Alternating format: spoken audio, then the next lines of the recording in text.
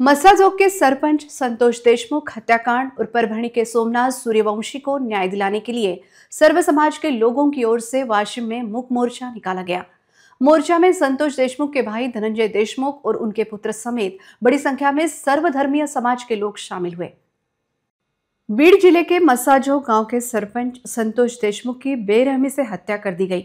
वहीं परभणी के सोमनाथ सूर्यवंशी की न्यायिक हिरासत में मौत हो गई, जिसे लेकर वाशिम के सभी धार्मिक समुदाय की ओर से विशाल मुक मोर्चा आयोजित किया गया।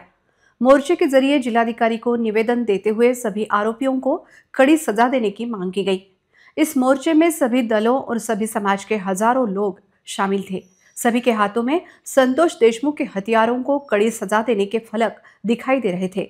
वहीं मोर्चे के आगे मृतक संतोष देशमुख तथा सोमनाथ सूर्यवंशी के पोस्टर लगा वाहन चल रहा था। इस मोर्चे में शामिल हुए मृतक सरपंच संतोष देशमुख के भाई धनंजय देशमुख ने मीडिया से बात करते हुए कहा कि सभी आरोपियों को गिरफ्तार कर उन पर हत्या का अपराध दर्ज नहीं किया जाएगा तब तक मुझे संतुष्टि नहीं होगी।